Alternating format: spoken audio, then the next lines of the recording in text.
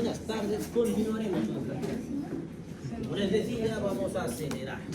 Ya no vamos a ir a 10 kilómetros por hora, sino a 100. Tenemos que acabar. Si no, si llegamos, no dan examen antes del parcial. Me voy a dedicar a copiar respiratorio, porque tienes. No tienes respiratorio. El jueves, nuestro examen está planificado a primera hora. No. Primero vamos a avanzar. ¿A qué hora es nuestra clase? A la 1:20. Muy bien, vamos a empezar. Sí, vamos a empezar para avanzar lo más posible. Y antes de la hora van a dar su parcial para perjudicarnos lo menos posible. Porque sé que van a llegar tarde algunos. Vamos a empezar tarde para que eso no suceda. Al final vamos a dar el examen. Comenzamos con corazón y, bueno, en realidad es cardiovascular. Y como en los anteriores bloques, vamos a iniciar con lo que es la anamnesis. ¿Qué preguntamos a los pacientes? Cardiovascular. Lo primero, la disnea. ¿Qué es disnea? ¿Y por qué se produce? Ahora vamos a hablar exclusivamente de cardiovascular. Nos vamos a olvidar de otras cosas. Cardiovascular. ¿Por qué se produce la disnea en los problemas cardiovasculares?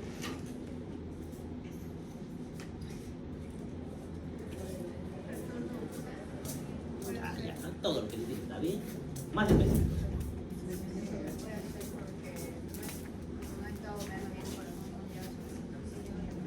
Está muy bien. Más.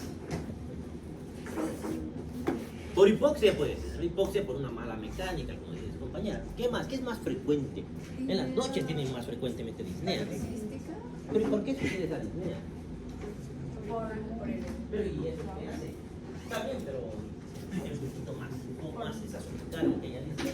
Tiene que ver la sobrecarga con la disnea. Por la oclusión de un vaso en la vida. Infarto. Un vaso se infarto. Un TEP puede producir. Pero eso no sería cardiaco. Bueno, aunque sí sería cardiovascular. En el contexto de una insuficiencia cardíaca, ¿por qué tenemos disnea?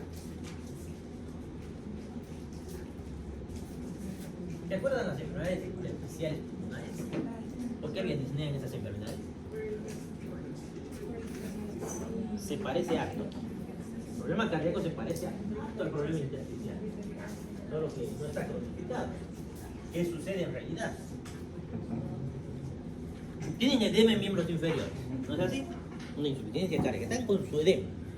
En la noche aparece esa disnea. ¿Por qué en la noche aparece? Edema, cuando está en el cúbito, ¿qué va a pasar con el edema? La presión hidrostática va a disminuir. ¿Y cómo disminuye? Retorna todo ese líquido ¿a dónde? Sale del intersticio y se mete a espacio intravascular. Y ya es donde debería estar, ya está la sangre, el líquido. Pero hay un problema. Viene de golpe. No tarda mucho en reabsorberse eso. Se echa el paciente a los pocos minutos, ya está reabsorbido. Y al reabsorber, el corazón va a tener que manejar un volumen que no estaba ahí, que apareció de la nada de un momento a otro. Y ese corazón, que ya está insuficiente, no es capaz de mover ese volumen. Más que todo, si hablamos del corazón izquierdo. Algún problema ventricular, por ejemplo, que pierda la fuerza de contracción en ese ventrículo. ¿Y dónde se va a sobrecargar ese volumen? Si estoy echadito, por gravedad se va a distribuir. Y ahí voy a tener un problema. Si mi corazón izquierdo falla, el ventrículo izquierdo se llena de sangre, no puede llegar la sangre para expulsarse. ¿Hacia dónde se va a ir todo ese volumen?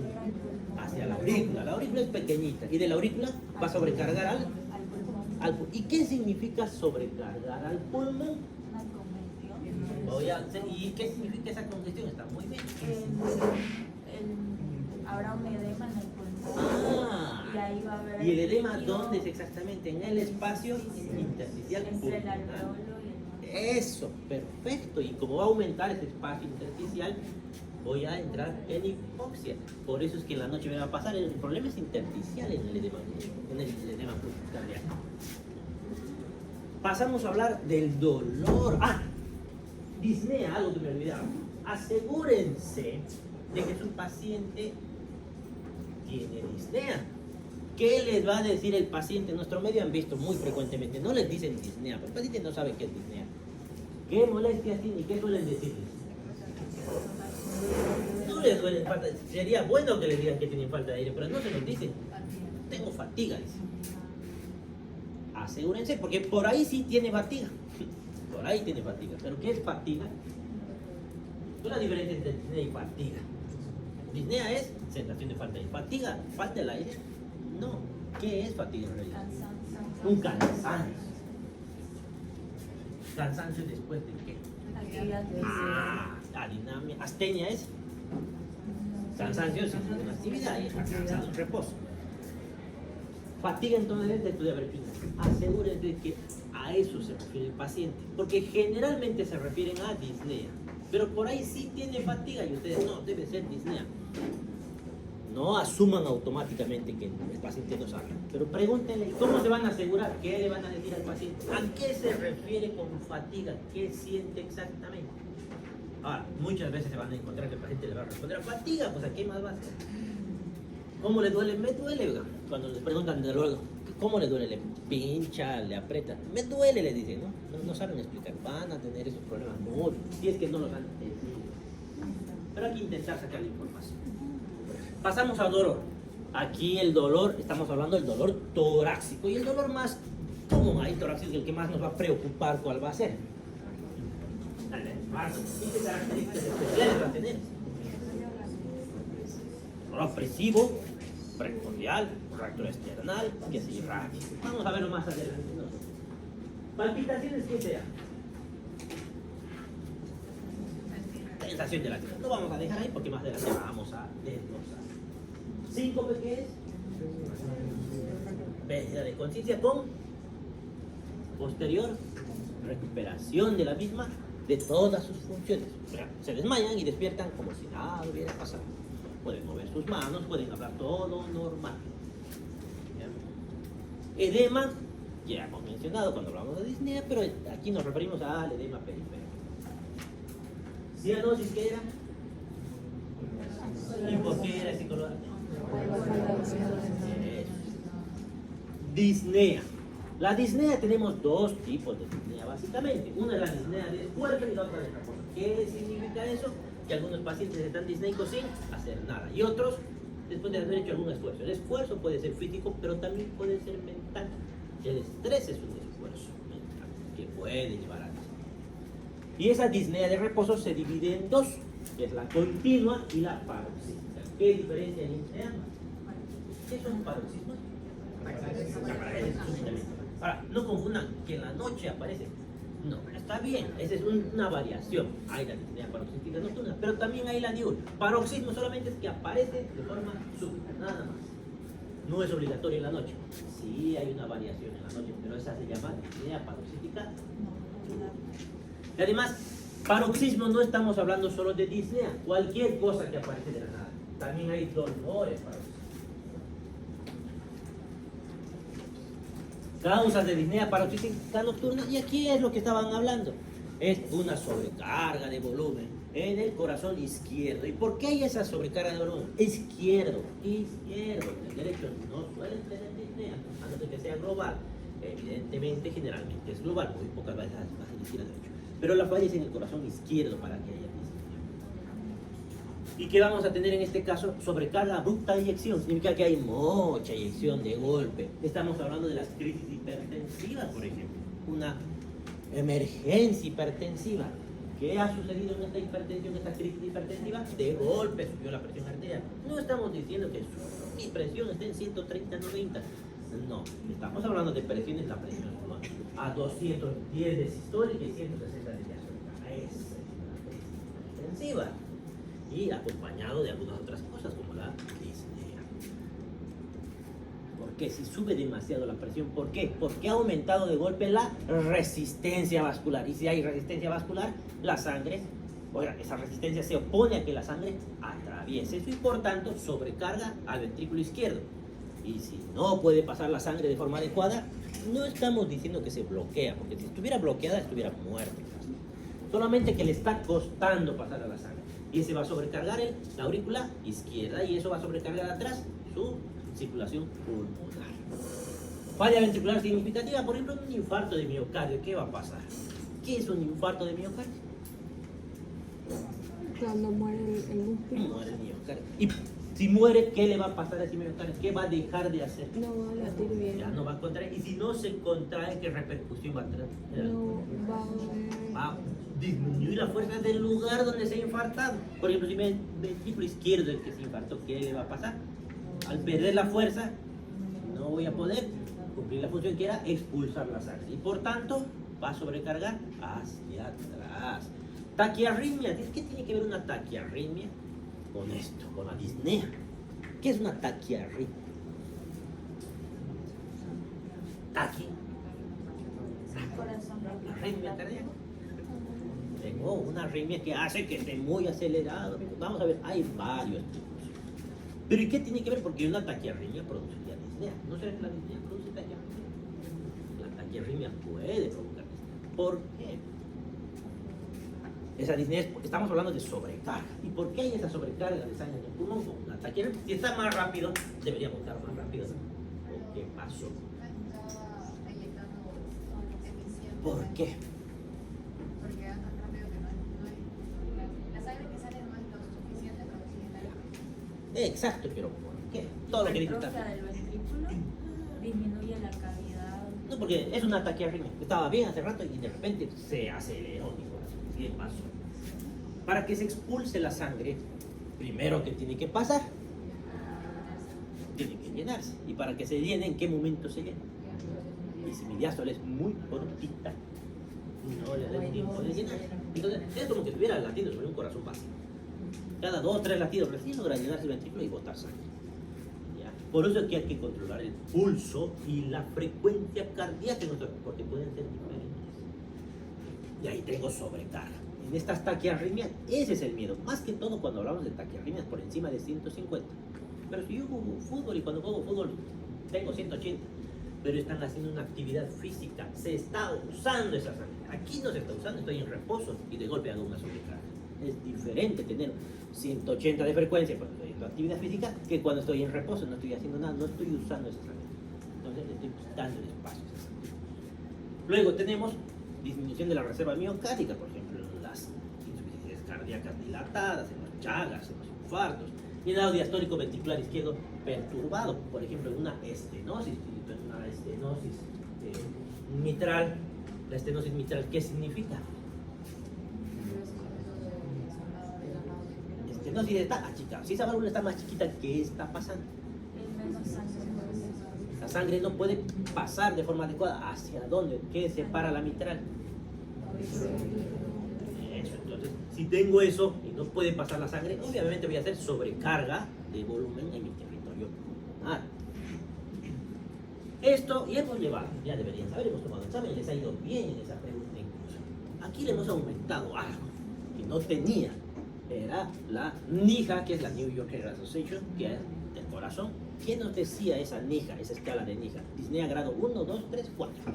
Aquí lo que le hemos aumentado, si se dan cuenta, es esto. No decía antes dolor precordial. Ahora ya, porque es lo mismo. Entonces, hablamos el paciente que presenta disnea o dolor precordial cuando realiza ¿qué? Actividades que intensas. Pero ¿y si yo voy a hacer ahorita, voy a jugar un partido de básquet, qué me va a pasar? Me va a dar disnea. ¿Por qué? Porque no estoy acostumbrado a jugar. Es intenso. Pero si estuviera acostumbrado a jugar básquet, no me va a pasar gran cosa. Entonces, actividades fuertes, pero que estaba acostumbrado a hacer hasta hace muy poco tiempo y que de golpe ya no la puedo hacer. A eso se refiere disnea grado 1. Disnea grado 2 son esfuerzos moderados, como subir 2 pisos de aquí en la universidad. Suben al segundo piso a pie y ya empiezan a tener disnea. Grado 3, disnea cuando se hace esfuerzos ligeros, como peinarse, cambiarse de ropa. Grado 4, en reposo, no hago nada y me va el aire. Dice físico mental, volvemos. El estrés mental también necesita que haya mejor perfusión. Ahí esto voy a volver a preguntar. A pesar de que les ha ido bien, voy a volver a preguntar. Más les conviene que vuelva a preguntar eso, ya se lo saben. Dolor torácico. Ya olvidámonos de Disney y pasamos a dolor torácico. ¿Por qué puede doler aquí? Hay que sospechar de isquemia de miocardio. Isquemia de miocardio, básicamente estamos hablando de un infarto. Se llama angor pectoris, que es dolor de pecho. ¿Qué características tiene? Es un dolor opresivo, la mano es muy larga, el paciente que se irradia. Etiología, isquemia, que significa que la sangre no está circulando en qué vaso sanguíneo. En sus ramas, ¿no? ¿Cuál? La descendencia anterior, no sé cuál, la circunfleja, alguna de esas que se ha tapado. No van a hacer quedar mal al año. ¿Qué es circulación? ¿Quién les ha preguntado? Una exposición les han pedido de cómo funciona la circulación cardíaca. Le han dicho, la circulación cardíaca tiene la coronaria izquierda y la derecha. Continúe. Eso es todo. ¿Cómo? Estoy viendo que me están contestando. En cardiología he visto que me han hecho quedar mal este año. Me van a quedar mal. Ya. Causa ya decimos. Clasificación. Esto es importante. Angina estable, inestable, infarto de miocardio. No está bien explicado. Les voy a explicar qué significa esto. Angina estable es que esa angina está progresando con el tiempo. ¿Y por qué está progresando? Hay una isquemia que está progresando. ¿Por qué? Este es mi vaso coronario. Toda esta pizarra es el vaso coronario. Y aquí aparece una placa ateromatosa. Esa placa ateromatosa, que es una bolita de grasa ahí, ¿qué está provocando con la luz? Y está creciendo con el tiempo. Entonces cada vez tiene menos luz. Va a llegar un momento en que cuando yo hago un esfuerzo físico, ¿qué pasa cuando hago esfuerzos físicos? ¿Qué necesito? Necesito que ese corazón está más fuerte, más rápido. Y para que eso funcione, ¿qué necesito? Que ese miocardio tenga oxígeno, que tenga una buena nutrición. ¿Y qué va a pasar si está más o menos obstruido hasta por ahí? Cuando estoy en reposo, no pasa nada. Pero cuando necesito más esfuerzo, este pequeño espacio hace que la sangre no logre entrar a ese miocardio y por tanto no puede con eso. Y ahí empieza el dolor precoz. ¿Y por qué dolerá en el infarto? ¿Saben por qué duele el corazón? ¿Tiene sensibilidad el corazón? ¿Duele? Si lo acuchillan, ¿le duele? No duele. El corazón tiene sensibilidad. ¿Duele o no duele? ¿Y cómo le duele? Porque el pericardio no siempre está en el infarto afectado. ¿Por qué duele? Tiene una sensibilidad diferente. Tiene receptores nociceptivos. ¿Qué es lo que detectan estos receptores? Por ejemplo, si corta el miocardio no duele, pero sí duele ante estímulos químicos, porque tiene quimiorreceptores y varoreceptores. ¿Qué cosa hacen reacción los varoreceptores a la presión? O sea, los cambios de volumen de presión dentro de ese miocardio van a provocar dolor. Y quimiorreceptores. Quimiorreceptores porque detectan químicos. ¿Qué químicos? Cuando leen ustedes... Ajá, a ver, no es ese. Sí puede ser los quimiorreceptores, pero en este caso son específicos para algo. Cuando ustedes hacen ejercicio, se van al gimnasio después de un mes, ¿qué les pasa al día siguiente? ¿El por qué? Ácido láctico.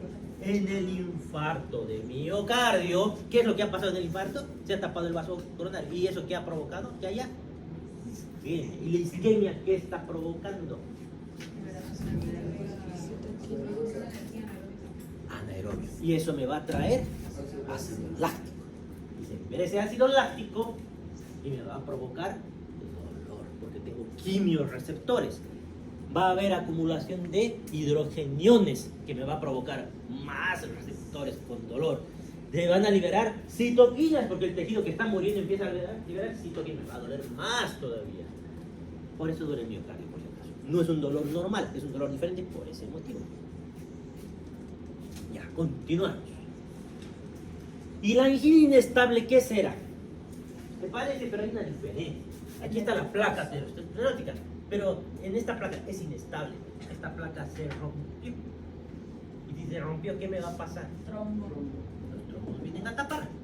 Y me ocluyen el vaso, pero no lo ocluyen totalmente. Eso se llama angina está inestable. ¿Y el infarto qué será? Se rompe la placa y el trombo Ya se tapó. Ese es el infarto de miocardio. Y ahí hay muerte. Muerte celular todavía. depende del área del corazón. Ahora, les dije alguna vez que los infartos, para que sobreviva un paciente un infarto, significa que no ha sido tan grande la embolia. Si fuera masivo, no nos va a contar. Dolor pericárdico. ¿Qué llamamos? ¿Y por qué va a haber dolor pericárdico? Hablando de dolor torácico. ¿Por qué puede doler el pericardio?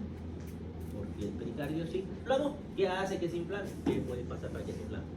El infarto de miocardio, si toca, ahí puede provocar. ¿Qué más?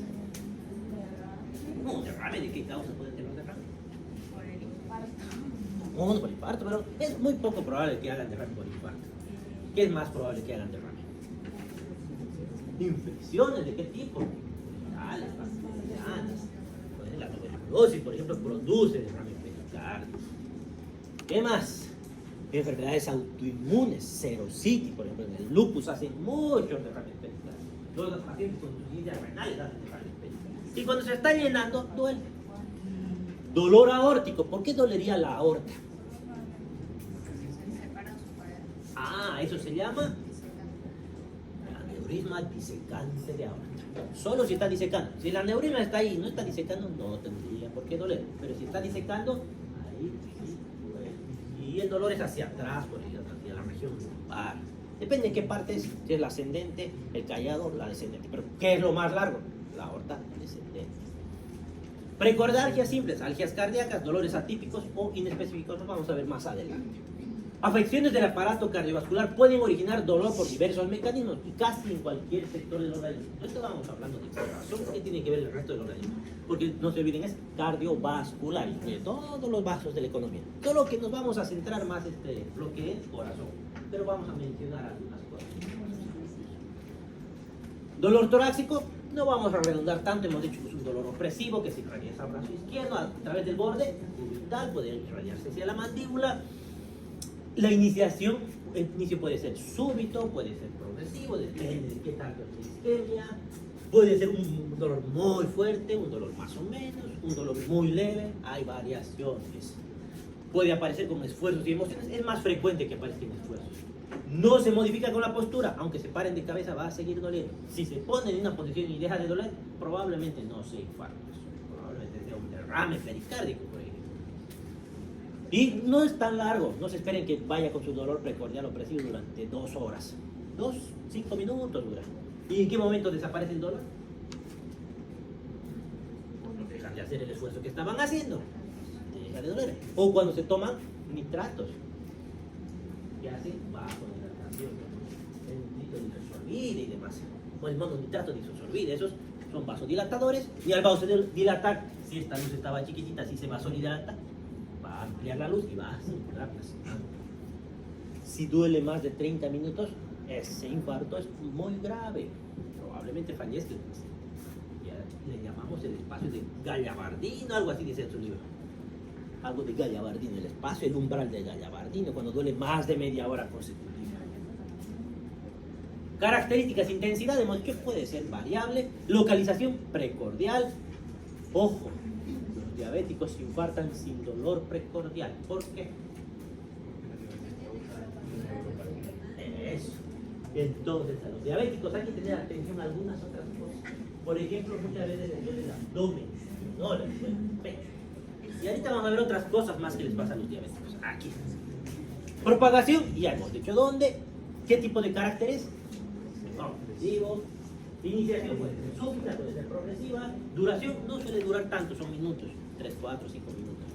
Concomitantes. ¿Qué concomitantes tienen? ¿Solo duele o qué más pasa? Bueno, a ver, ¿qué más? Diaporesis, ¿qué más? Disnea. Disnea, sensación de muerte. Vómito.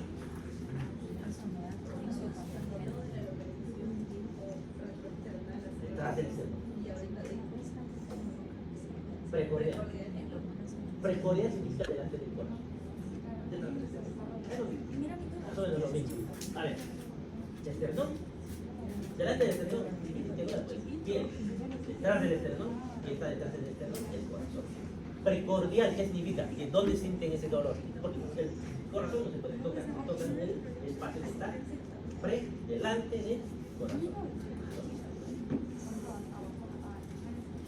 ¿Qué más? Concomitantes. Y aquí dice equivalentes, porque a algunos pacientes no les duele, como a los diabéticos. En vez de doler, tienen los concomitantes, como que se ponen diaforéticos, disnea.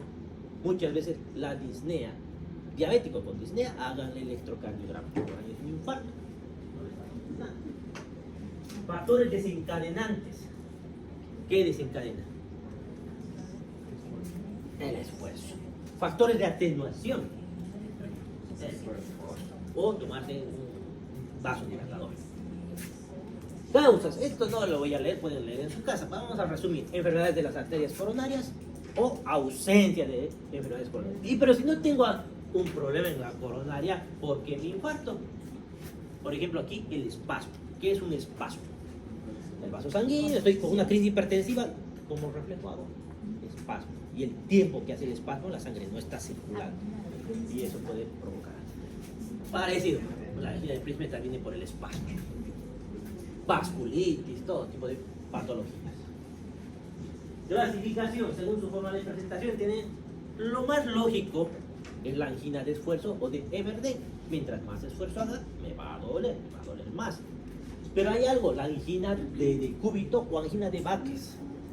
Pero y eso suena raro. Angina de decúbito, ¿a qué suena? Cuando el paciente se echa, le duele. ¿Y por qué le dolerá? Porque ese corazón se va a esforzar más cuando se echa. ¿Y por qué se esforzaría más ese corazón cuando se echa? Eso. ¿Y por qué va a haber el aumento del retorno venoso? ¿Por qué? Pero ya hablamos, ¿no? El edema que vuelve a la circulación de golpe. Y ese corazón ya no estaba tan bien. Entonces está recibiendo una sobrecarga cuando ya no estaba bien y ahí empieza a doler el pecho. Angina de reposo, pero no es lo mismo reposo que en este caso estamos hablando de vasoespasmos, igual que la angina variante paradójica de Prinzmetal por el vaso. Esto ya hemos mencionado lo que es la angina estable, inestable e infarto de miocardio. Ahora, ¿cómo se diagnostica el infarto? ¿Qué tienen que hacer al paciente? El electrocardiograma. ¿Y qué más es así? El laboratorio, troponina y cuantitativa. El resto ya no sé así. ¿Por qué? Salen positivas con otras cosas. Por ejemplo, CKMB, creatinfosfoquinasa, salen positivas con otras cosas como con miocardiopatías, como miocarditis.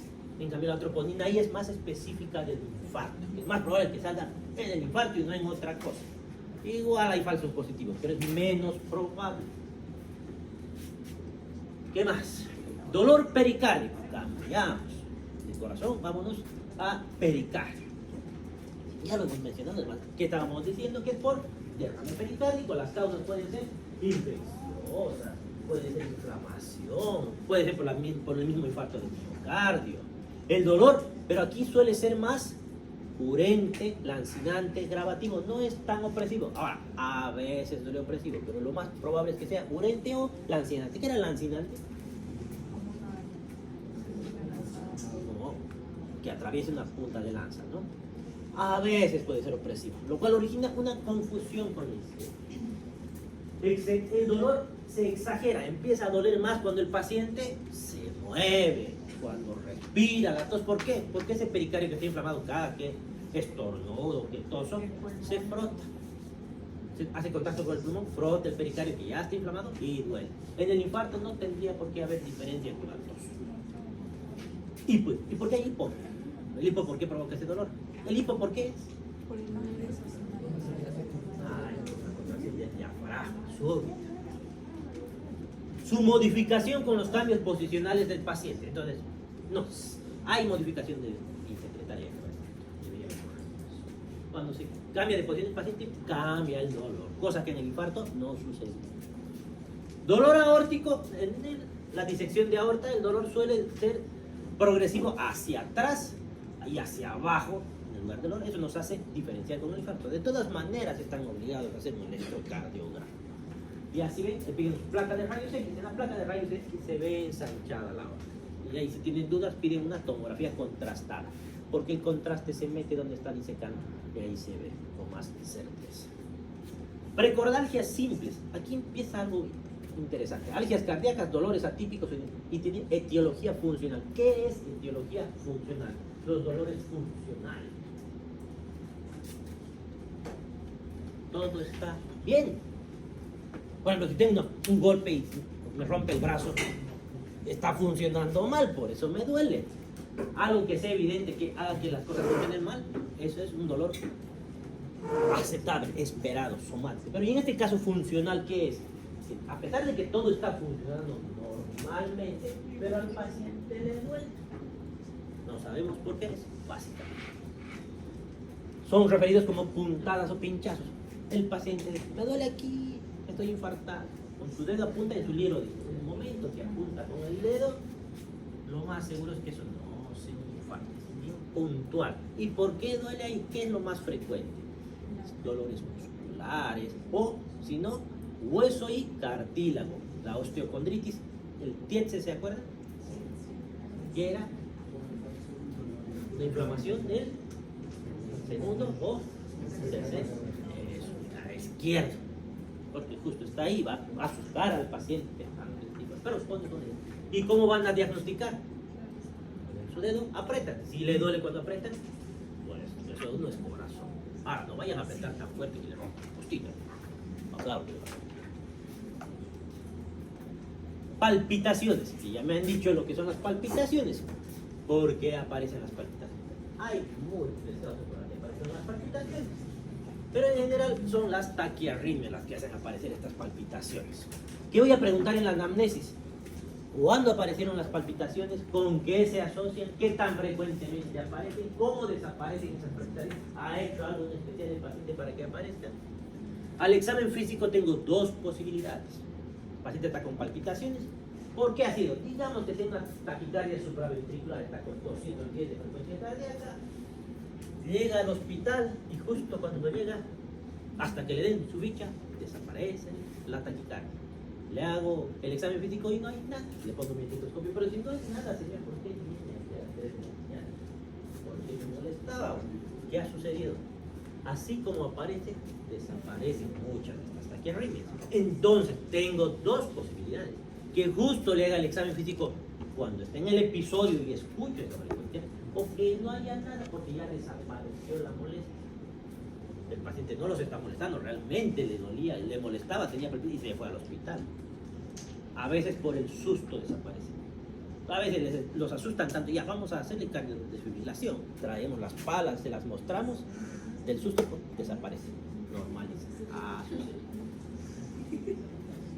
¿Qué más? ¿Y cómo se hace el diagnóstico? Si lo que pensamos que está alterado es la conducción del corazón, ¿cómo le hacemos el diagnóstico? ¿Qué le pedimos? Cardiograma. Y lo mismo va a pasar. Justo le hacemos el electrocardiograma y tal vez no haya nada.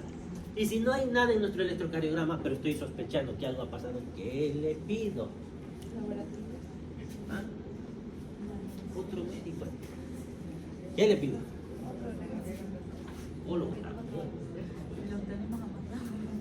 Un electrocardiograma larguísimo, ¿qué se llama? En vez de hacer el electrocardiograma 2 minutos, ¿cuánto le hago? Un día. ¿Eso se llama? Holter. Le voy a hacer un Holter. Es lo mismo. Ahora, y cuando le haga el Holter, ya les expliqué alguna vez, ¿no? Le voy a dar el Holter, mi aparato tan bonito, tan caro, y no quiero que lo lastime al Holter, así que vaya a descansar a su casita y no se mueva durante 24 horas. ¿Le digo eso o qué le digo? No, ¿y por qué tendría que quedarse en el hospital? No le va a pasar nada, pues no voy a ver nada. Porque ¿qué le ha provocado la taquia? Algo le ha provocado la taquia. Tampoco lo voy a mandar a jugar fútbol, por ahí se me muere, ¿no? Que haga lo que siempre hace. Que haga su actividad cotidiana normal. Si trabaja, que vaya a trabajar, que todo lo haga normal. ¿Por qué? ¿Qué estoy esperando? Que lo que sea que haga que necesitar en ese episodio aparezca justo en mi Holter. Pero existe la posibilidad de que así como no he visto nada en mi electrocardiograma de un minuto, en 24 horas tampoco aparezca, porque no aparecen tan seguido. Puedo que no encuentre nada. Y no significa que el paciente no tenga nada, que justo no apareció, va a pasar. Es muy común. ¿Cómo puede ser que me encuentre alguna cosita en el electrocardiograma que me diga esto no es normal? Ahora sí, hagamos un estudio electrofisiológico. Puedo encontrarme, pero a veces desaparecen totalmente esas. Causas cardíacas, psiquiátricas, otras fármacos. Vamos a ver. Fibrilación auricular. ¿Qué era la fibrilación auricular? Vamos a repasar un poco para entender esto. ¿Por qué se producen las taquiarritmias? A ver, ¿dónde nace el estímulo cardíaco? ¿Dónde está eso? En la auricula derecha. ¿Y de ahí a dónde va? Al nódulo auriculoventricular. ¿Cómo? Esas que se llaman. ¿Ah? Ashostaguara, ¿qué más? Epiflag. El váguido. ¿Qué pasa con esas vías? Ahí pueden aparecer los problemas. ¿Qué puede suceder? Si tiene que venir de aquí a aquí por vías, puede haber una vía accesoria. En vez de mandar un impulso, puedo mandar dos. Y de esa manera activar la taquiarritmia. O puede ser que vengan, no encuentren el estímulo, den la vuelta y vuelvan a activarse. Y se está activando dos veces por el... Está dando una vuelta entera esa vía. Puede suceder. Hay varias formas de que hacen taquiarritmia. ¿Puedo tener fallas en el mismo nódulo? Auriculoventricular. Puedo tener varias causas que me disparen. Y ahí es importante ver las extrasístoles. ¿Qué es un extrasístole? Antes de escuchar en algún paciente. Hay un extrasístole, un latido que aparece de la nada. Luego todo normal. Pero en algún momento ha aparecido un latido que no debería estar. ¿Por qué suelen aparecer? En bradicardias es más común. Por eso a veces el paciente está con bradicardia y está con 50, 60 y de repente aparecen extrasístoles. Le está diciendo, te estás parando, no, no te pares, no te pares. Le está avisando, no te duermas, no te duermas, no te duermas. Esas son las como un impulso extra ante la asistolia. Pero a veces se malinterpreta y empieza a disparar más rápido. Y de ahí dispara de una vez una taquicardia supraventricular o ventricular. ¿Por qué le llamamos taquicardia ventricular y por qué supraventricular? Es fácil. Supraventricular viene por encima del ventrículo, o sea, del nodo sinusal hasta el aurículo ventricular. Cualquier problema que haya por ahí me puede provocar esa taquicardia. Ventricular, porque el impulso nace en el ventrículo por debajo del nodo sinusal. Ahora, ¿saben que tenemos varios marcapasos en el corazón? No todo el corazón late va a latir a la misma frecuencia. A ver, el estímulo nace en el nodo sinusal, que es el fisiológico. Ese marcapaso, ¿qué velocidad tiene? 65. De 60 a 100, que es la frecuencia cardíaca, ¿no? Ese es el marcapaso. Pero ¿y si falla? Si por algún motivo se corta, tengo un bloqueo completo, ¿quién se encarga? El auriculoventricular, que tiene una frecuencia más baja. 40, 70. Y si ese falla también, Las fibras. que tiene una frecuencia más baja. Y si ese falla también, está todo bloqueado. Hasta las fibras de Purkinje pueden tener su frecuencia. Porque he tenido pacientes que han llegado a consulta con 15 de frecuencia cardíaca. Señor, usted está vivo. Y se dormía y a 8 llegaba. Y lo estaban tratando por convulsiones. Le habían hecho varias tomografías, resonancias, y nadie le ha escuchado su corazoncito. Pero señor, no tiene frecuencia cardíaca. Marcapaso y resuelto el problema. Ahora, en esas situaciones, como hay varios lugares que pueden tomar la función, ahí pueden desencadenarse estímulos aberrantes que producen que se dispare la frecuencia cardíaca. ¿Y cómo me voy a dar cuenta en el electrocardiograma? Fácil. La taquicardia supraventricular viene de donde viene el estímulo fisiológico. Por tanto, su complejo QRS. ¿Qué es el complejo QRS? Polarización ventricular. De una forma, porque hace su cambio de sodio-potasio. Eso se va a parecer mucho al original. La taquicardia supraventricular, los QRS son angostitos y se parecen, no está tan distorsionada la forma del QRS. En cambio, la taquicardia ventricular, como están haciendo más abajo, esa forma va a cambiar y los QRS son anchos. Se vuelven anchos, la forma ni siquiera se reconoce el QRS. Esa es la diferencia. Vamos a ver en algún momento imágenes entre taquicardia supraventricular. ¿Y por qué necesitamos saber? Porque el tratamiento va a ser diferente. No voy a usar un medicamento y en otros otro. Y si tengo una taquicardia de 200, ¿qué hago de tratamiento?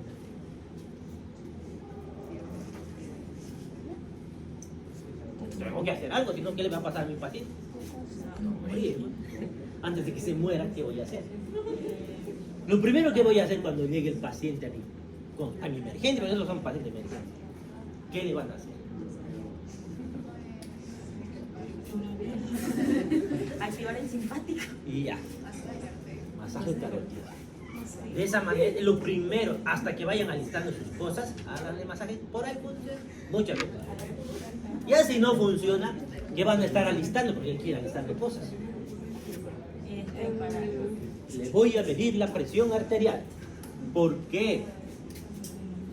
¿Por qué mi presión arterial? Porque si está muy rápido, ¿qué va a pasar? No va a haber eyección. Si no hay eyección de sangre por el ventrículo, voy a entrar en choque. Si entro en choque, pues voy a morir.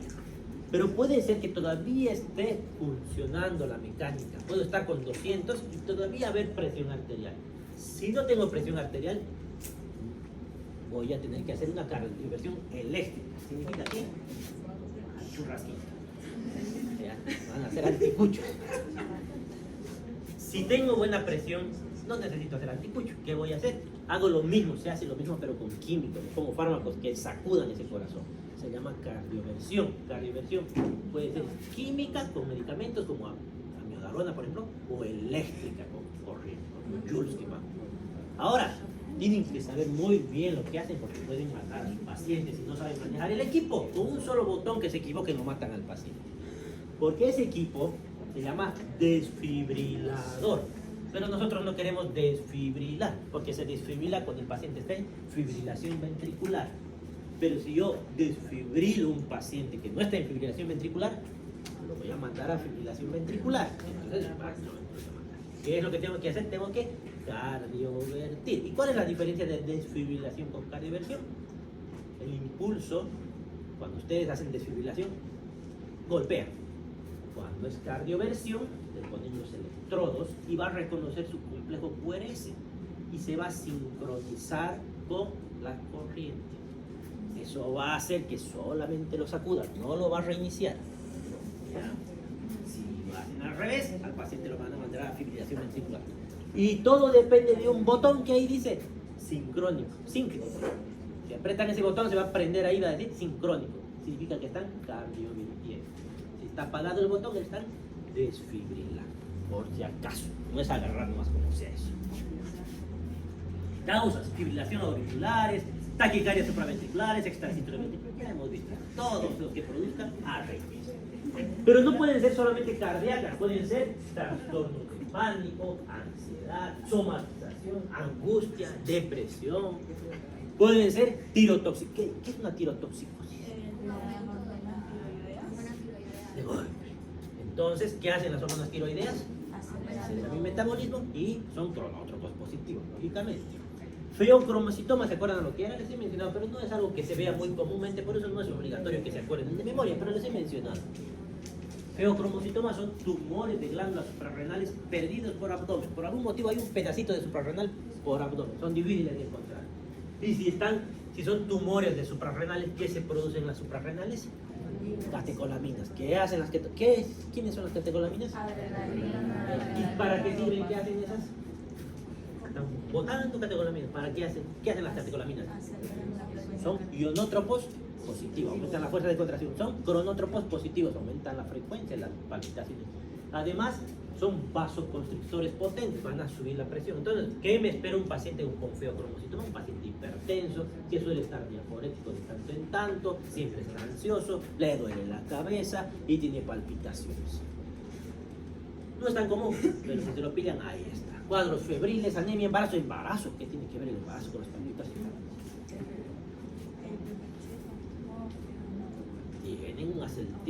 Está acelerado el metabolismo. ¿Por qué? Porque no solamente están manejando su gasto cardíaco, están manejando el gasto cardíaco del feto. Mastocitosis, perimenopausia, hipoglucemia, todos esos pueden provocar palpitaciones. Fármacos, beta-adrenérgicos, teofilina, estamos hablando de fármacos para asma. Cafeína, nicotina, me acuerdo de la secretaria del hospital, se tomó 8 tazas de café. Yo ya tengo resistencia. Cocaína, pregúntenle. Anamnesis. ¿Cómo empezaron las cosas? Bueno, ya mencionamos esto.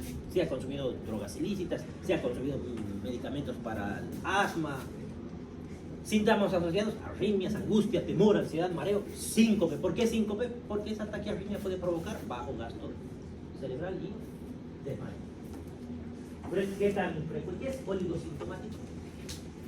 Oligo. Pocos. Pocos. O muy sintomáticos. El resto del tratamiento previo como beta bloqueante. Beta bloqueantes son los beta bloqueantes. Son cronótropos negativos, son fármacos antiarrítmicos que son cronótropos negativos. ¿Como cuáles conocen? El bisoprolol, el atenolol, el propanolol, todos esos cuales. Esos medicamentos también hacen vasodilatación, bajan la presión. Y siempre les avisan a sus pacientes hombres que les van a dar eso, que les va a traer un pequeño problema. Ya van a averiguarlo luego. Eso. Examen físico, fibrilación auricular, presión arterial va a ser variable, ruidos cardíacos variables, pulso arterial regular. No vamos a repetir esto, en la casa van a leer, pero depende del tipo de arritmia para ver cómo está la presión y el pulso, que pueden variar o no, según cuál sea. Es el electro, es la única forma de diagnosticar.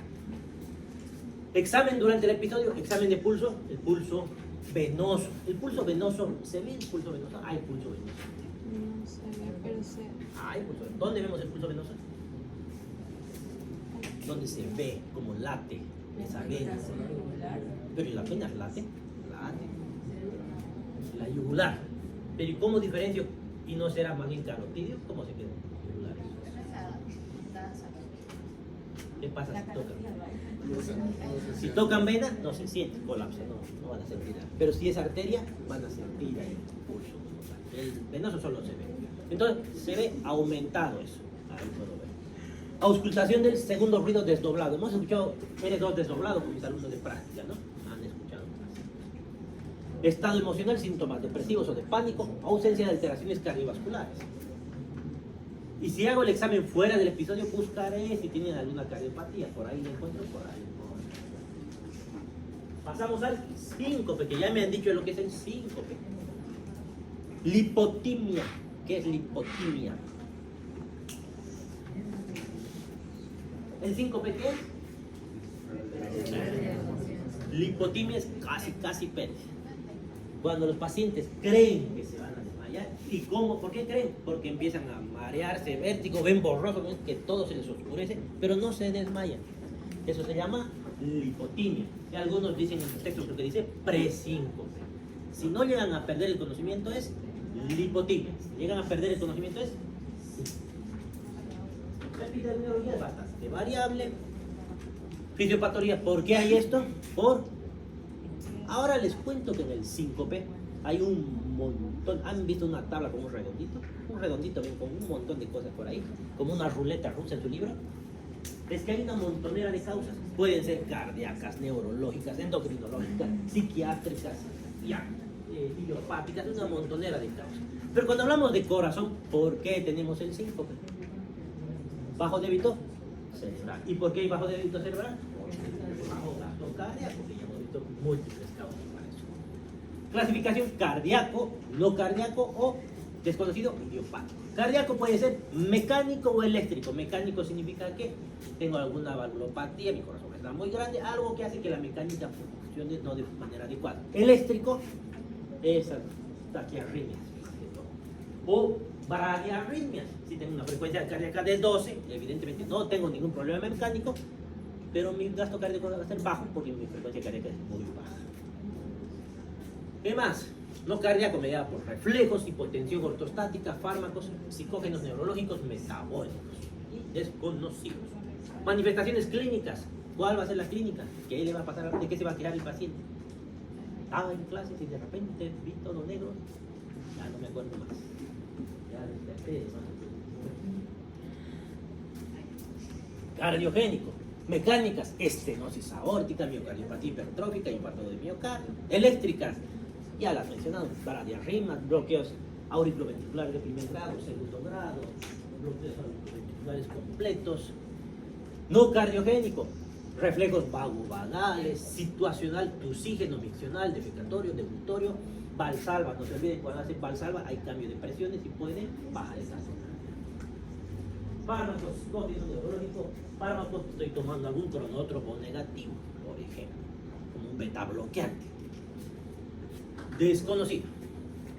De estos el más común es el vasovagal, pero también pueden haber cardíacos de causas eléctricas, que es el que le sigue, y una serie de situaciones, como tumores del seno carotídeo. Manifestaciones clínicas: síncope vasovagal, voy a ver dolor, pánico, que esté parado mucho tiempo, meditación prolongada, atleta bien entrenado sin cardiopatía, pero con un episodio luego del ejercicio. Si tengo un síncope situacional durante o luego de la micción, defecación, tos o cuando tragan. Síncope neurogénico acompañado de neuralgia del trigémino. Síncope de hipersensibilidad del seno carotídeo. Episodios al girar la cabeza o por compresión del seno carotídeo.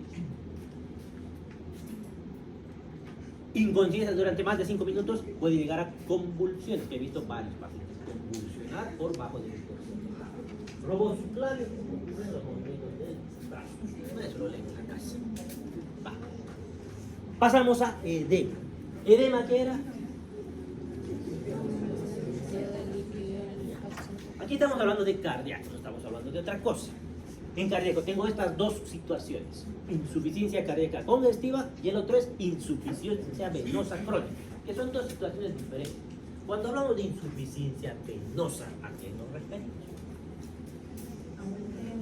¿Cuál es la función de la vena? De la sangre. ¿Y cómo puede hacer eso si no tiene presiones? Por las válvulas. Si esas válvulas, si por algún motivo tengo varices, se ensancha mi vena y mi válvula es insuficiente, ya está hablando insuficiencia venosa. Y si es por mucho tiempo, ¿qué va a pasar? Se va a retener líquido y eso va a aumentar la presión hidrostática a nivel local y por tanto va a haber edema. Y si es mucho tiempo el que estoy con mi problema varicoso, va a cambiar el trofismo de la piel y se va a volver oscuro así. Eso se llama dermatitis ocre y lo primero que van a sospechar es insuficiencia venosa crónica. Cianosis. Ya me han dicho lo que es la cianosis. Puede ser central, periférica. Central, el problema es cardíaco, pulmonar y el paciente está azulito completo por todo entero. Periférica, los extremos del cuerpo, las orejas, los dedos. Y en los dedos, ¿qué puedo tener? Acrocianosis es la punta de los dedos. El síndrome de Raynaud, que es muy común. Hay vasoespasmo en los dedos, generalmente secundarios al frío. Pero no solamente es el frío, porque si fuera solo el frío, todos los dedos. Pero aquí son pedazos que se hacen. Y eso me hace pensar en vasculitis. Y eso me hace pensar en enfermedades autoinmunes. La más común es la esclerodermia. El lívido reticularis. ¿Qué es el lívido reticularis? Que la sangre no está circulando. Hay un secuestro de la sangre a nivel de los capilares. Y lo que está viendo básicamente es que se está comenzando a coagular la sangre en los capilares. ¿Por qué sucede esto? Esto, por ejemplo, vemos en el estado de choque, en los pacientes que están a punto de fallecer, se ve ahí todo marcado, el lívido reticular. Pero dicen, pero esta señora no parece estar en choque, está sentada, está tranquila, tiene una vasculitis. En vasculitis también hay, lo que estamos viendo es plaquetas coagulándose. Listo, vamos a antecedentes.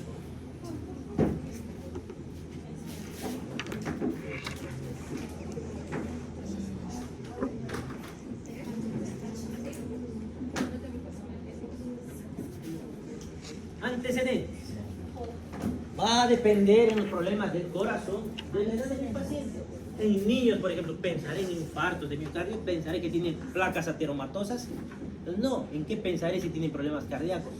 En cardiopatías congénitas. ¿Qué significa eso? Que nacieron con alguna alteración en la formación del corazón. O en miocarditis, también puedo pensar antes de los 5 años. De los 5 a los 12 años, fiebre reumática más común. ¿Qué era la fiebre reumática?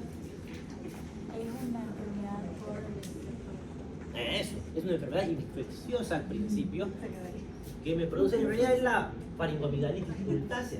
¿Y eso qué puede provocar?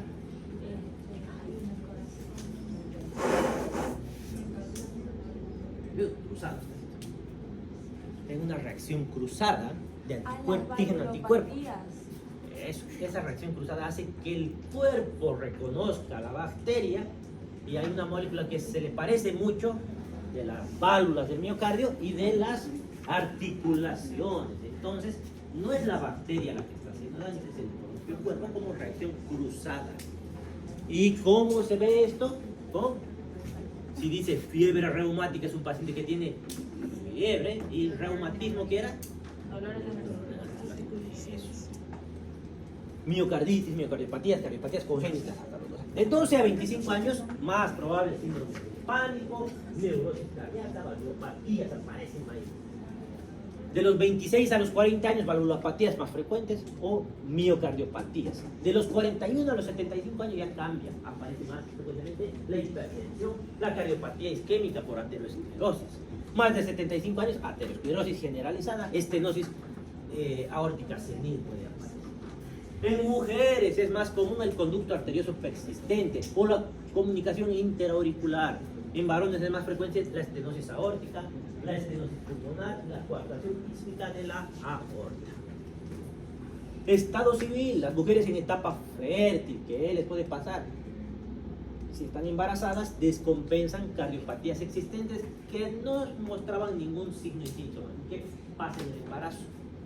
Al aumentar el metabolismo, pues aparecen estas cardiopatías que aparentemente no estaban ahí. Entonces pueden haber malformaciones cardíacas, valvulopatías, como comunicaciones interauriculares, que no significa que esté abierto ese tabique. Significa que, oiga, está cerrado, pero con cambios de presiones se abre. ¿Se acuerdan el ACV paradójico que les expliqué? Que la maniobra de Valsalva hace que haya una pérdida. Y esos en el embarazo van a aparecer más frecuentemente. Y ahí me hablaban de la eclampsia, preeclampsia. ¿Qué es eclampsia? ¿Qué es preeclampsia? ¿Eso aparece en qué momento? ¿Cuántos hombres con preeclampsia? En mujeres que están embarazadas o en el periparto. ¿Ya? ¿Y qué sucede aquí? ¿Qué les pasa? ¿Qué tienen? ¿Por qué le dicen preeclampsia? Hipertensión arterial. ¿Qué más? Proteinuria, edema, aumento de las transaminasas, significa que hay hepatomegalia. Todo eso constituye la preeclampsia. ¿Y la eclampsia qué será? Después de la preeclampsia, el paciente convulsiona, la paciente convulsiona, ya pasa a ser eclampsia. ¿Cómo me voy a dar cuenta que va a ser eclampsia? Dolor abdominal hipocilíaca derecha, aumento de volumen hipocilíaca derecha, va a ser eclampsia. ¿Ya? Listo. Miocardiopatía periparto. Profesión y ocupación, cuidado, faenamiento de chanchos, de ganado ovino, porcino, brucelosis, triquinelas espirales, puedo hacer miocardiopatía por estas causas. Citacosis, si creo pájaros, si esa es mi profesión. Si soy minero, ahí estoy en contacto con esos polos, puedo hacer las neumoconiosis. Si estoy en contacto con el albedo, apestosis, las vicinosis con el algodón. Directores de empresas, médicos, abogados están bajo mucho estrés, mayor probabilidad de infartos de miocardio. Personal de salud, no solamente infartos de miocardio, puedo tener infecciones virales, endocarditis. La raza negra tiene una característica, es más frecuente la hipertensión arterial y no es una hipertensión tan normal. No funciona el tratamiento con IECAS, por ejemplo, de los pacientes de raza negra por algún motivo, no lo sé. Raza amarilla, estos pacientes no suelen infartarse tan fácilmente, no hacen hipertensión porque se pensaba que era por efectos raciales, no es cierto, porque cuando vienen a vivir aquí se infartan nomás. Entonces, ¿qué había sido? La dieta que tienen, el tipo de dieta que tienen y la forma de vida que tienen los protege de los infartos, no había sido racial. Lugar de origen, aquí en nuestro medio tenemos, han dicho ya, el Chagres. Y en la altura, en Bolivia harto, más de 3.000 metros, hipertensión arterial, hipertensión pulmonar. Antecedentes personales, hay que preguntar si hay malformaciones congénitas, si ha tenido fiebre reumática, sífilis. Sífilis hace una aortitis, por si acaso. No debería haber porque todo el mundo se come antibióticos y todo y nada, pero hay todavía sífilis terciaria. Escarlatina, difteria, síndrome de Raynaud, embarazos, alteraciones metabólicas, gol pulmonares, todo eso se pregunta. Hábitos. Si fuman, aumenta el riesgo cardiovascular. El alcoholismo puede provocar insuficiencia cardíaca, pero produce vasodilatación y disminución de colesterol, por si acaso el alcohol. ¿Una copa de vino todos los días está bien decirles a los pacientes que tomen? No, antes era. No queremos que tengan cirrosis, no queremos pasar hipertensión arterial. Eso usaban los médicos antiguos, ya no se usa, ya se ha demostrado que no está bien, hace daño. Pues, nos pone felices, pero hace daño. Sedentarismo, estrés, antecedentes hereditarios, insuficiencia, influencia genética de la determinación de cariotipos. Con cariotipo normal puedo tener comunicaciones interauriculares, interventriculares, tetralogía de Fallot, malformaciones metabólicas, demás. Con cromosomas anormales puedo tener trisomía 21, el síndrome de Pató, el Wolf, etc. Síndrome de Turner. Y esos son los antecedentes. No tenemos media hora. Sí, otra. Hacemos a examen.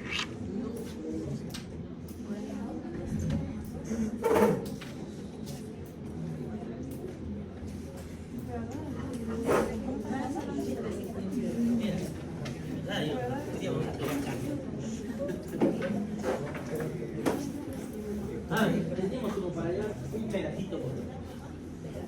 Examen físico. El examen físico cardiovascular no va a ser solamente corazón. Tenemos que evaluar varias otras cosas, porque es cardiovascular.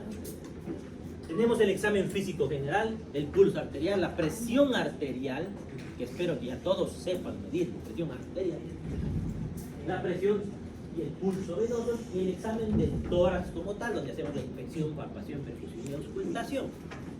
El examen físico general, vamos a evaluar la actitud de cúbito o postura, hábito constitucional, peso, coloración de piel y mucosa, edema, fiebre, cabeza, ya todo eso. Pulso arterial, ¿qué vamos a ver? Aquí tenemos que ver, ahorita ven algunos, aquí se acuerdan la crónica es un poquito más grande. Vamos a ver. El pulso tiene muchas características, frecuencia, ritmo, intensidad, ya los vamos a evaluar.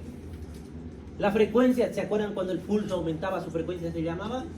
Taquicardia, no era taquicardia. ¿Qué llamaba el pulso? En el examen se preguntaba. Taquisufismo. Taquicardia, corazón. Bradisfigmia, cuando bajaba la frecuencia del pulso. Vemos la amplitud del pulso. La amplitud puede estar aumentada o disminuida. Presión del pulso, tensión del pulso, forma del pulso, igualdad, simetría de los pulsos. ¿Qué significa simetría? Que mi pulso tenga que ser igual en ambos lados. Tensión arterial. Vamos a ver valores normales. Avancemos. Examen físico general. Actitud de cúbito, postura. Lo primero que vamos a hacer es diferenciar lo que es la ortopnea. ¿Qué era la ortopnea? Ya. Siempre le vamos a preguntar a nuestros pacientes cardíacos si tienen ortopnea, porque no suelen decirles. Pero ustedes tienen que preguntarles, ¿y cómo duerme? Con varias almohadas, pocas almohadas. ¿Hace cuánto tiempo que duerme así? ¿Y qué pasa si duerme con una sola almohada? Empiezo a toser. Le preguntan, están en obligación de preguntar cuando el problema es cardíaco. Tenemos también otras posiciones. Esta es la posición mahometana o la posición del almohadón. ¿Y qué nos hace pensar? El derrame pericárdico. Seguro que tienen esto. Hábito constitucional, que es lo que en los pacientes brevelíneos es más probable la hipertensión, diabetes, hiperlipoproteinemia. Si tengo hiperlipoproteinemia, ¿qué es lo que me puede pasar? Si tengo colesterol y triglicéridos elevados, ¿qué me va a pasar? Placa ateromatosa. Hiperuricemia con gota. ¿Qué es la hiperuricemia? Aumento del ácido úrico. Y eso, si aumenta mi ácido úrico, tengo probabilidad de que tenga la enfermedad de la gota. ¿Qué tipo de enfermedad es esa?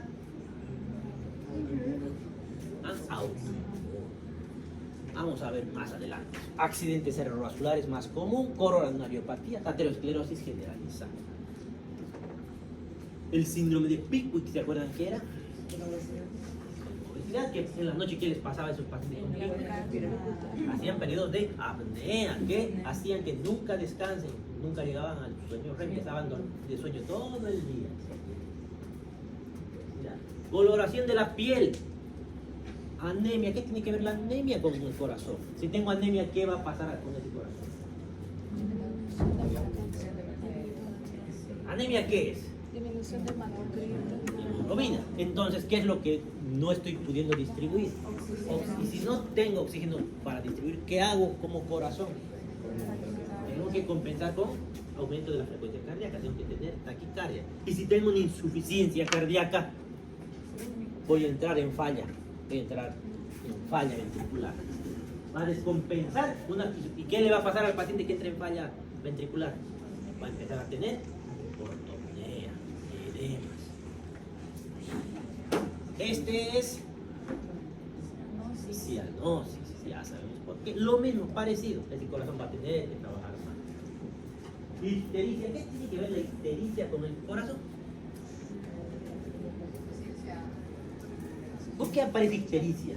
¿Qué es la ictericia? Ya. ¿Y la ictericia aumenta aparece por? ¿Y por qué aumenta la bilirrubina? Ya tienen varias causas. Porque no se está eliminando o porque se están destruyendo los glóbulos rojos. Tengo la ictericia y tiene la bilirrubina directa e indirecta. Pero ¿qué pasa? ¿Qué tiene que ver con el corazón? Lo que me decían. Pero eso ya es una cirrosis, ¿no? Y ya.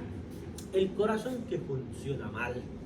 Si mi corazón derecho funciona mal, ¿qué es lo que no puede hacer? Recibir el retorno venoso. Ya. Si no puedo recibir ese retorno venoso, ¿qué va a haber? ¿Congestión dónde? En el territorio. ¿Y qué me va a pasar en mis... Esa hepatomegalia, si es mucho tiempo que estoy cada vez con hepatomegalia, se va arruinando de a poquito ese hígado, empieza a funcionar menos y menos, y entro en lo que es la cirrosis cardíaca. Eso es, porque con el tiempo, tanta congestión hepática todo el tiempo, arruina mi hígado. Y ahí tengo cirrosis.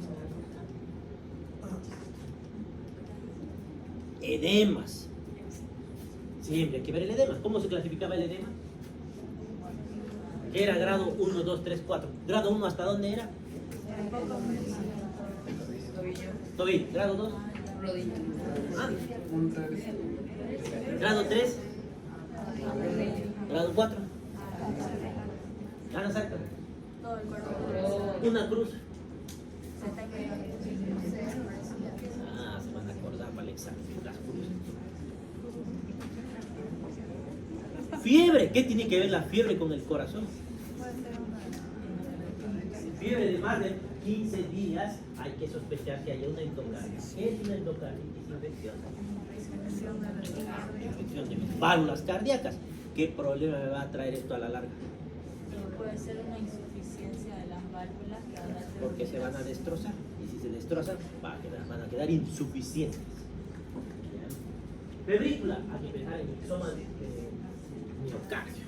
Infarto de miocardio, también febrícula. Más de 38 grados, pericarditis epistenocárdica secundaria al infarto de miocardio, que tanto decían hace rato, tanto decían pericarditis con infarto de miocardio, ahí está. Pero es la epistenocárdica específicamente. Cabeza, ¿qué vamos a ver en la cabeza? Aquí encontramos el signo de Muset, que básicamente es el movimiento sincrónico de la cabeza con el latido cardíaco.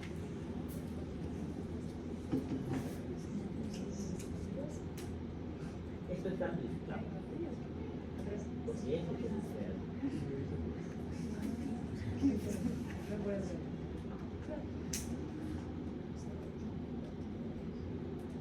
Así está, pero picando vemos cómo se mueve, tiene una sacudida. Que está exagerado, no se ve tanto así. Que se ve. ¿Y por qué aparece? Insuficiencia valvular aórtica, fístulas arteriovenosas, hipertiroidismo, anemias crónicas, fiebre. Pregunto harto, por si acaso, signo de Muset, de Quincke y el de Müller. Pregunto harto en el examen. Ojo en compota o signo de masa, ¿eso vemos en qué enfermedad? Chagas agudo. Lo mismo, el complejo ganglionar, aparte del ojo en compota, tengo ahí mi ganglio. El signo de Romaña se le dice. ¿En qué enfermedad se ve? Lo mismo en el Chagas agudo. El único momento donde se puede hacer tratamiento de Chagas. Luego no se debería hacer. No funciona. Agudo y crónico, la diferencia. El ganglio más. En uno solamente hay el edema periodontal, en el otro hay un ganglio más. periorbitario, retrorbitario, no me acuerdo, por ahí está el engaño, no me acuerdo de qué. Santelasmas, que eran esas manchas amarillas en los párpados. ¿Y por qué aparecían? Era muy probable que aparezcan por hipercolesterolemia. No siempre. No es obligatorio. Pero como suele aparecer, tenemos que pedir colesterol y triglicéridos. Caries dental. ¿Qué tienen que ver las caries con el corazón? Y eso no sabe. En las endocarditis. Pueden tener endocarditis por caries dentales. En el cuello. ¿Qué es esto? ¿Qué grado será este? Y este, 4. ¿Cómo era grado 1? Grado 2.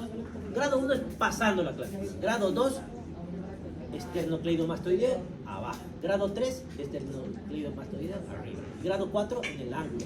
Creo que en su libro dice diferente, solamente hay hasta el grado 3 en su libro.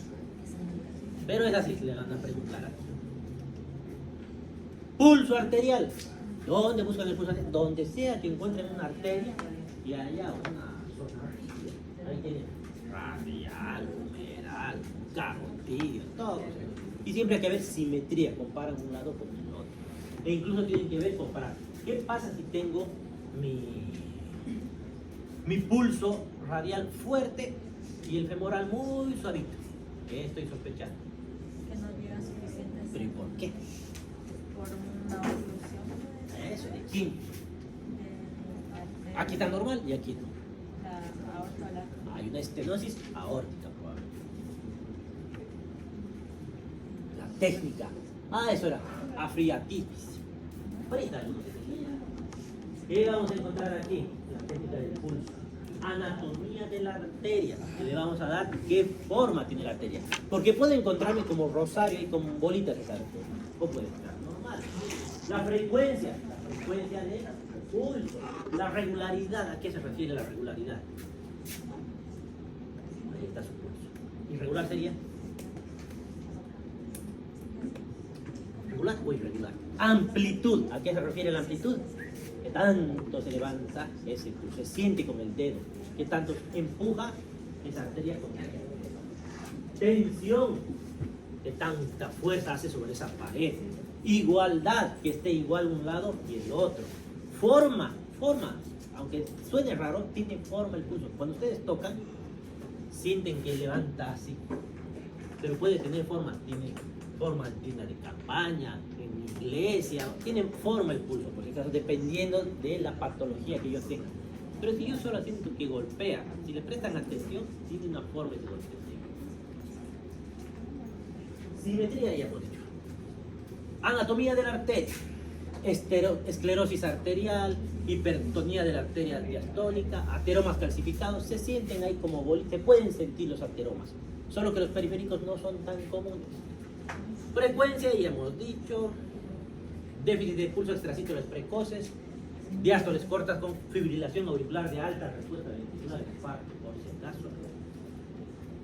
¿Qué puede aumentar mi frecuencia? Se llama taquisfigia.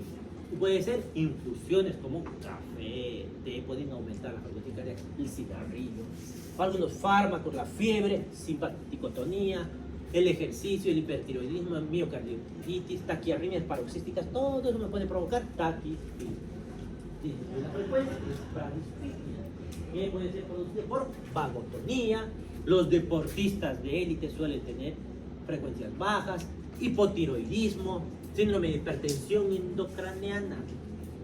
Si tengo mi paciente que ha tenido un TEC, estaba manejando su moto, se golpea la cabeza y empieza a bajar mi frecuencia cardíaca, mi pulso, tengo que sospechar que está aumentando la presión intracraneana. Es uno de los signos de disminución de aumento de la presión intracraneana. La ictericia puede producir. Ahora que me acuerdo, algo de esto he preguntado en algunos de los exámenes de los años pasados. ¿Qué tenía que ver la ictericia con la fármacos beta bloqueantes, enfermedades nódulos sinusal, bloqueos auriculoventriculares? La regularidad, como les dije, puede tener una regularidad de ese golpeteo. Ve que tienen formas. Aquí tengo una normal, aquí tengo una desigual. Irregular significa tengo un golpe fuerte, uno más suavito, y así eso se vuelve irregular, pero es rítmico. Esa irregularidad tiene una secuencia. Puede ser desigual, irregular. fíjense que aparecen algunos más fuertes, otros más suaves, de forma bien regular. Regular cuando las pausas diastólicas son iguales entre sí, irregular cuando las pausas diastólicas no son iguales entre sí. Amplitud. Puede ser el pulso magnus. Pulso magnus aumenta en amplitud. Puede ser, y este aumento de la magnitud puede ser por insuficiencia aórtica moderada, hipertiroidismo, esclerosis vascular aórtica, hipertensión arterial, anemias crónicas, fiebre, ejercicios o emociones. Puede ser magnus y celer. Magnus hemos dicho que se siente amplio y celer acelerado. Debe ser así que sí. En ese caso voy a pensar en el pulso colapsante de Corrigan, en insuficiencia aórtica grave o en fístulas arteriovenosas. Amplitud parvus es lo contrario de magnus. Significa que la amplitud es muy pequeñita. Sienten muy suave ese latido sobre esa arteria. En hipotensión arterial, en adiastolias, insuficiencias cardíacas, taquicardias paroxísticas. Puede ser parvus y tardus. Celerera, acelerado. Tardus, ¿qué significa? Lento. Entonces podemos encontrar parvus y tardus. En la estenosis aórtica grave, por ejemplo. Y puedo encontrar parvus y celer, que significa que es suavito y rápido. ¿En qué situación encontrarían suavito y rápido el pulso? Insuficiencia mitral o el pulso filiforme. Estamos en estado de choque grave. Básicamente les están diciendo usen vasoactivos, porque si no se ve alterada la presión arterial media. Lo mismo, solo que en figuritas, todo lo que hemos dicho. Tensión, igualdad. Ya hemos mencionado esto. Aquí lo que están mencionando es la inspiración. La inspiración puede cambiar el pulso. ¿Por qué? Cada inspiración, ¿por qué va a cambiar esta diferencia? Porque algunos voy a sentir más fuerte y otros más suaves. Al inspirar, ¿qué van a provocar? Más o menos, no es que compriman al corazón, cambia la presión. Y si cambia la presión, no va a llegar la sangre venosa. Y si no llega la sangre venosa, no hay mucha sangre que distribuir. Por eso es que sucede esto. Y ya. Presión arterial sistólica con 180, ahora dura. O sea, si tengo un paciente hipertenso con una hipertensión sistólica, se siente muy fuerte ese pulso, es fácil de detectar.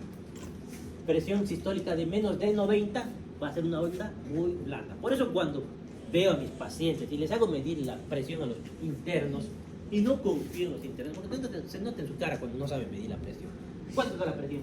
120, 80, inventan el número más obvio, digamos. Y lo veo al paciente frío, a ver, le toco el pulso. Si no tiene pulso, seguramente no está ni siquiera normotenso. Ya se puede sentir la presión con el pulso. No es tan fidedigno, pero a la rápida nos funciona. Igualdad, el pulso paradójico, el pulso alternante, el pulso con pseudoalternancia respiratoria. Vamos a ver más adelante. Pulso paradójico puede ser mecánico asociado a turgencia inspiratoria de las venas yugulares. Característico del taponamiento cardíaco. En el taponamiento cardíaco, ¿qué nos vamos a encontrar? ¿Qué es el taponamiento cardíaco?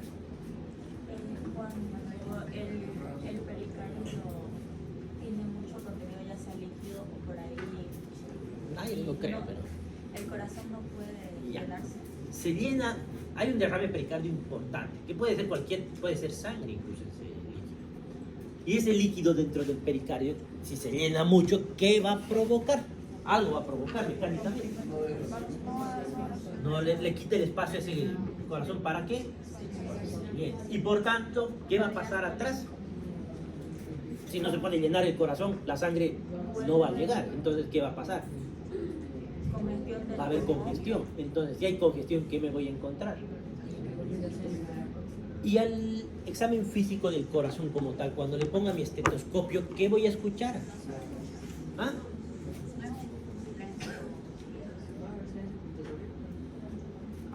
No quiero escuchar el pulmón. ¿Qué quiero escuchar? Cuando pongo mi estetoscopio en el corazón, ¿qué estoy buscando? ¿En qué lugares se pone el estetoscopio? Los focos aórticos. ¿Y cómo voy a escuchar ese latido? Los ruidos cardíacos, ruidos cardíacos. Si tengo un taponamiento, derrame masivo, van a estar normofonéticos que suene normal. hiperfonéticos fuertes. Hipofonéticos. Voy a escuchar o por ahí, como dice su compañera, no escucho nada. ¿Ya? Entonces, ven paciente hipotenso, ingurgitación yugular y ruidos cardíacos hipofonéticos, están pensando en taponamiento cardíaco. Y ahí aparece el pulso paradójico. Con colapso inspiratorio de las venas cervicales se observa en pacientes con disnea intensa, y están disneitos más. También en grandes cardiomegalias, tumores intratorácicos extensos, como el costo clavicular, causando compresión de las arterias subclavias durante cada inspiración, y eso hace que se note diferente el pulso. Pulso alternante, en el que una onda amplitud normal o ligeramente aumentada sigue una con una amplitud disminuida, y nos dice que hay insuficiencia ventricular izquierda. Pulso pseudoalternancia respiratoria. Paciente taquipnéutico por diversas causas con frecuencia respiratoria igual o casi igual a la mitad de la frecuencia cardíaca. ¿Qué significa? Si estoy con 60 de frecuencia cardíaca, ¿cuánto tengo de frecuencia respiratoria? La mitad. Con 30. Entonces, eso hace que se produce una pseudoalternancia, porque en realidad estoy alternando cada latido con la inspiración. ¿Se acuerdan que les dije que tenía una forma el pulso? Pues esto es lo que se siente con su dedo. Dicen, no, yo solamente siento que golpea y nada más. Pueden tener forma. Que es la forma de la sístole, la onda de percusión, una incisura dícrota, la onda dícrota y la diastólica. Es la presión básicamente. Los ruidos de coroto lo están convirtiendo en figurita en este caso, nada más. Pero a ciencia cierta, solo el cardiólogo siente eso. Yo ni llego a sentir, yo siento, ay, golpea y ya, digo. Pero aquí podemos tener algunos, cuando son exageradas las patologías, ahí se siente algo raro. Por ejemplo, el pulso bisferens, fíjense, que hace como un doble golpeteo ahí arriba. ¿Qué? Doble lesión aórtica. Entonces, cada onda pulsátil aparece hendida o partida, simulando que son dos, bueno, es una sola. Y se ve en la insuficiencia valvular aórtica grave. Tenemos pulso en iglesia de campaña. Esto vamos a ver, cada onda pulsátil enteramente normal al comienzo, pero luego se hace pequeña a la mitad de los 2/3 finales. Y esto vamos a ver en miocardiopatías hipertróficas. Pulso dicroto. Ondas de reflujo exageradas por una disminución del tono vascular arterial. En estados febriles es normal encontrar. Este es más probable que lo encuentre. El resto no creo. Simetría. Tengo que ver que el pulso esté igual un lado que el otro lado en todas las arterias del pulso. ¿En cuáles pueden medir? Carotida, subclavia, axilar, aórtica, braquial, femoral, radial, pedio, todas las veces puedo encontrar el pulso. Y en la mayoría puedo medir la presión arterial, no en todas, en la aorta no se puede. Ya. Basta.